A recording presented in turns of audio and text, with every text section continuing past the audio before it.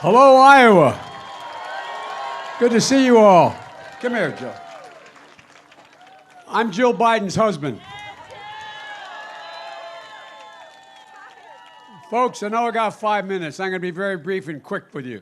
I'm running for 3 reasons, and I've said it from the beginning. One, we have to restore the soul of this country. It's falling apart right now. We're no longer the wealthiest middle class in the world. We're in a situation where you have a significant portion, over 50% of them, saying that their children will never have the life that they had. My dad used to have an expression. He'd say, you know, Joe, a job's about a lot more than a paycheck. It's about your dignity. It's about respect. It's about your place in the community. Did it again. How can you, in fact, have dignity? How can you, in fact, have this notion of being able to look your kid in the eye and say everything's going to be okay if you don't have adequate health care?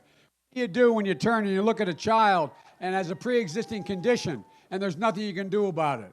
Or when your child or someone you love has a terminal disease and come, like my son did, and come along. I can't imagine what it would have been like watching him and his coming home from Iraq with an incurable disease, given months to live. If an insurance company would be able to come in and say, by the way, your time's up, suffer in peace the last 4 months.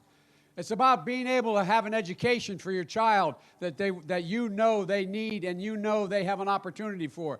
That's why I think we should be out there, and we can afford it, tripling the amount of money we spend on what's called Title I schools, raising salaries for teachers, making sure that we deal really early on with all those crises. We know if we send kids to school at 3, 4, and 5 years old, they have exponentially greater prospects of succeeding. Every study has demonstrated that. We also know we need teachers. My wife is a full-time teacher, taught all during when we were vice president. The fact of the matter is we're in a situation now where for every psychologist in the school system, there are 1,700 kids. What are we doing? What are we doing? We can afford to change this if we just get rid of some of this god-awful tax cut that was passed. The idea that we're in a position that we have $1.6 trillion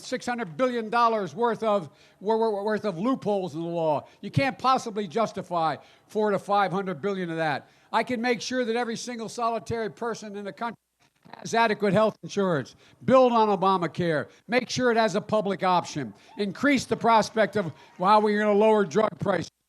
I'm to go into it unless you ask me about it. How much time do I have left? How much? 15 seconds? Oh, to speak? Oh. Y'all are in real trouble then, man. That's a bad thing to tell me I got more time to speak. But look, folks, the idea that we can't gain control and give people a fighting chance is simply not correct. There used to be a basic bargain in America. And Republicans and Democrats agreed on it. We disagreed on the extent of it, but we agreed on it beginning after the end of the Roosevelt administration. And that is, if you contribute it to the well-being of the company you work with or the outfit you work with, you got to share in the benefits. And if it went well, you did well. That's no longer the case anymore. We've adopted a position in America that says the only people who entitled to rewards are stockholders because they're the only job creators. They've adopted this notion that the only people who are engaged in and able to get the rewards that corporations make are, in fact, the people who are the stockholders because they're the job creators. Well, I noticed the folks delivering the grain to the mill, they are job creators. I noticed the people who make the automobiles, they create jobs. I noticed the people who build this country are ordinary, hardworking people who've been given half a chance. And folks, the idea that we don't reward work as much as wealth is bizarre. We're in a situation where you have the top 1%, in fact, paying a lower tax rate than you do because it's mostly capital gains than more than a teacher, a firefighter, a cop. It's ridiculous. We should be rewarding work, not just wealth. We should be raising the corporate tax rate. So, folks, this is all within our capacity to do this. It's all within our capacity. We are squandering so much money, so much in taxes, tax breaks for people who don't need them. And by the way, the wealthy know they don't need them. They're not bad people. They don't need another tax cut. If you're making more than 10 million bucks, man, I'm not your guy. You don't need a tax cut, and you know it. But people who need a tax cut are the people we make sure we can provide for free community college. We're in a situation where we can put every single solitary person who, in fact, is eligible, qualifies, and those people who've lost their jobs in their 50s because of automation go back to be retrained. We can do that all for about $6 billion a year. Eliminate one single little thing. It's called stepped-up basis. I didn't know what it was because I used to be listed as the poorest man in the Congress. I didn't understand it.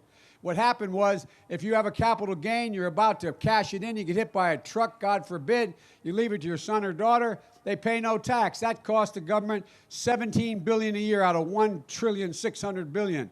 Eliminate that one tax, I can put every single qualified person in community college for free and/or trade school, cutting in half the cost of college. There's so many opportunities we have to change things in this country. Folks, in addition to that, you know, I love the fact that there's no global warming. You all know that out here in Iowa. You know it doesn't exist. I heard a farmer today on the TV who's a Republican said, well, I don't think it's caused by humans, but I have a problem. I have a problem. Well, there's a big problem. If we don't provide for people being able to drink clean position where they, in fact, can breathe clean air, we deprive them of their basic fundamental rights. First thing I would do as President of the United States, I'd rejoin the Paris Climate Accord, which I helped put together. But one other thing people don't know about that accord, it calls for what we negotiated. It requires those 190-some nations to up the ante every 2 years. Folks, we are responsible for 15% of global warming. The rest of the world is we're at 85%. We do everything perfectly, and they don't get on the stick, then we're all still in trouble. So, folks, I know how to deal with these world leaders. I know mostly every one of them. I've dealt with them. I know how to get it done, bring them back together again, because this is the existential threat to the United States, to the world, and it's real. And it's not just invest. We will invest $44 billion in research and development for new technologies that deal with sequestering of carbon. You farmers out here can have an entire new life. They can be the first group of Americans to actually get carbon-free environment that they generate. And so, but in the process, if we do this, we'll create 10 million new jobs. And it's real. If we invest in research and development and technologies that are the technology of the future, we should become the net exporters of this capability and technology. We have the potential to do that. We underestimate our capacity so badly. And ladies and gentlemen, and you can go back to healthcare. We can control drug prices. My proposal is, and I ran what they call the moonshot, dealing with cancer. And something after that set up the Biden Cancer Initiative. And here's the point. We're on the verge of solving so many chronic diseases. It's within our capacity to do it. But we have to actually go out and we have to fund it. For example, now, those of you who've been in the Defense Department, those of you who've been in the military, know there's an outfit called DARPA. It's the thing that allows the military to do advanced research and everything from stealth technology, the internet, and all those other things. And they've done it, and they've invested because they brought the best minds in the world in to deal with the problems the military faces, investing in more tax cuts for the very wealthy. Lastly, I'd say the third reason I'm running, because I want to get to your questions, is to unite the country. Folks, I'm told by some of my colleagues that you can't unite the country, that Biden, on one side, they make, well, Biden's kind of been around too long. The other side is Biden's naive. Well, I don't know. I've been around a long time. You'd think being around a long time, you'd learn a little something, you know? And the thing I've learned is that the American people, after 4 years, after 3 years already of this guy, have decided that a lot of what he's talking about is hokum. Look what happened this last election in 2018 around the country. I went into over 24 states and over 69 candidates. And I went into those purple states and those red states as well. And in those states, we won back 41 seats, beating Republicans. Why we did it? By the way, not all Republicans. I want to represent everybody. But here's the deal. The fact of the matter is, we ran on health care. It wasn't until they started taking away health care everybody realized how important it was that you're able to cover pre-existing conditions. 20 million more people, over 100,000 people who, in fact, were able to get coverage because of pre-existing conditions. And so we go on and on. What the proposal is, we're able to go out and make sure that everybody is protected by building on Obamacare, restoring the historic deal that we did. In addition to that, adding a Medicare-like option to it so you can buy into that if you wish to do it. But you're able to keep, if you like your employer-based policy, you can keep that policy as long as they keep the policy. And so the folks of the matter is, it costs a lot of money. It cost about $740 billion over 10 years. Well, guess what? It doesn't cost $30 trillion. $30 trillion with the other plans cost, which are going to raise middle-class taxes. Bernie's honest enough to tell you that. There's going to have to be a tax. There's going to have to be withholding tax on from your paychecks. Folks, we can cover everybody, and we can do it in a way that allows people the choice that they want. If they don't like what they have, they can buy in immediately. So, folks, look, in terms of unifying the country, you know, we've never lived up to it, but America has been an idea. It's the most unique idea in all the world, not a joke. There's not only thing that can defeat America is America. There's no army strong enough, no dictator powerful enough, no ocean wide enough that in fact can overcome what we're able to do. We can do whatever we want to do if we remember we can do it together. Folks, you know, the reason I did my last announcement in Philadelphia was to make a point that we are a nation that is unique. We hold these truths self-evident, that all men and women are created equal, endowed by their Creator. We, the people, in order to form a more perfect union, etc. We've never fully lived up to that, but we've never abandoned it before. We've never walked away from it. Jefferson, who wrote it, didn't live up to it. He had slaves. We've never fully lived, but every single generation, has bent the arc more toward inclusion. Every generation. And ladies and gentlemen, that's why we're who we are. We are the most unique idea. It's an idea we cannot abandon.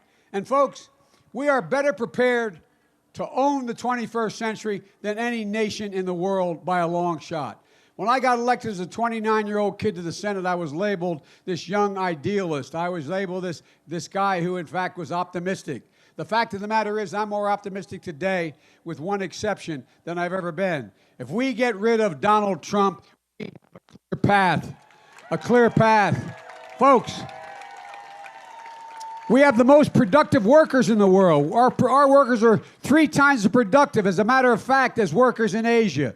We're in a situation where we have more great research universities in the United States than all the rest of the world combined. And every major change that's occurred in the last 20 years has come out of a research university. People think they're federal agencies. They're not. You own them. You pay for them. They belong to you, the American people. Thirdly, we're in a position where we have the most agile venture capitalists in the world. We're in a position where we also have one of the best educated publics in the world if we, in fact, invest in them. And so, folks, look, there isn't any country in the world that can compete with us if we invest in our people, if we invest in who we are, if we remember who we are. There's not a single thing we've been unable to do. It's time, and this is my concluding comment to y'all, it's time to remember who in God's name we are. This is the United States of America. There's nothing we've ever decided to do we've been unable to do, period. And that's not hyperbole. We have never, never, never failed when we're together. And ladies and gentlemen, it's time to get up. Everybody knows who Donald Trump is. Even the supporters know who he is. We got to let them know who we are. We choose unity over division. We choose science over fiction. We choose truth over facts. And so, folks, if you're interested, join me. I could use the help, because we must defeat this president to change the trajectory of this country. Thank you all very, very much. I guess I take questions now, huh? Well, I'll start. Don't let anybody know I didn't use all my time. I have a bad reputation of going over all the time. Yes, sir. Question. Do I go down here and give you a mic or?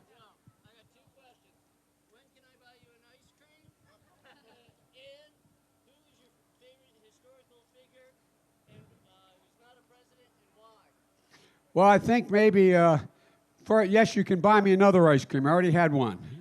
He said, can I buy you an ice cream? And who is my favorite historical figure? I think maybe my favorite historical figure is maybe, there's a couple philosophers that I find that, in fact, understood about human nature better than most people. But in terms of political figures, I think that maybe my favorite political figure would, it's a tough call, but I would have to say, it's those presidents and those people who gave America hope, made them believe in who they are. And I'd have to start off, and you said not a president, I have to start off with Jefferson, even though he didn't live up to it. He's the guy that wrote that incredible document. And I'd have to say that there are a number of people who, in fact, have moved in a direction to provide us with the kind of hope and expectation about what we can do. My favorite line from John Kennedy's speech about going to the moon wasn't what most people remember. The one I remember the most is when he said, we're doing this because we refuse to postpone. I refuse to postpone any longer what we can do in this country. It's time to get the hell up and start to move. Yes, ma'am.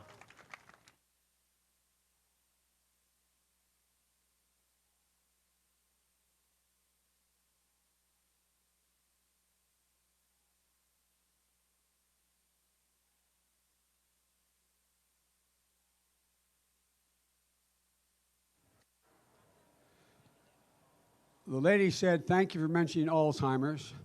You know that it's already costing Americans $290 billion a year right now. What is my plan? My plan is to gather up, and I've met with most of the leading scientists in the country already. My plan is to set up a system whereby we actually go out and invest the kind of money, which we're talking billions of dollars in terms of the research, that no company, no drug company wants to or can do because they can't take the risk. And I'm tired of being told that we don't have a clear answer. We found clear answers. We used to think, for example, cancer was a single cell that, in fact, resided in different parts of the body. We now know there are 204 distinct types of cancer that require different kinds of therapies. The same kind of research has to take place dealing with Alzheimer's. And the reason is not just to help people who have or in fact, are likely to get Alzheimer's, but it saves the American. It's a gigantic positive investment because we pay for it one way or another. And we can change the nature of how people, but it requires an absolute dedication to say, we are going to invest, we can do it, and it's going to take billions of dollars to do it, and we can afford to do it. We can't afford not to do it. Yes, ma'am. Over the last 10 years, there's been a right-wing takeover of courts. I was wondering if you would consider, perhaps, to protect the integrity of the courts, either doing term limits for the Supreme Court or rotating justices. Question is, he said there's been a number of, my time's up. Answer quickly, 30 seconds. 30 seconds. The courts, he said, have turned very, very strong to the right. The point is, I will not appoint anyone to the court. If you notice, the people, when I presided over more Supreme Court hearings than anyone ever has, just because I was chairman for such a long time of that. The fact of the matter is, the people I'll put in the court are the people like a woman who worked for me, Elena Kagan. The people I put on the court are people that we put on the court who, in fact, are the folks who understand there's a fundamental thing. Those of your lawyers. The question is, are there unenumerated rights in the Constitution? Fancy way of saying that. Unless you acknowledge that there is a right of privacy in the Constitution, as most leading scholars agree, that in fact you will not be able to protect a woman's right to choose. You will not be able to protect all the things that we seem to care so much about. I will not appoint anyone to the court who does not share that basic philosophy. Thank you. I'll come and answer your question, okay? I'm not allowed to answer anymore. I'm going to get dragged off the stage.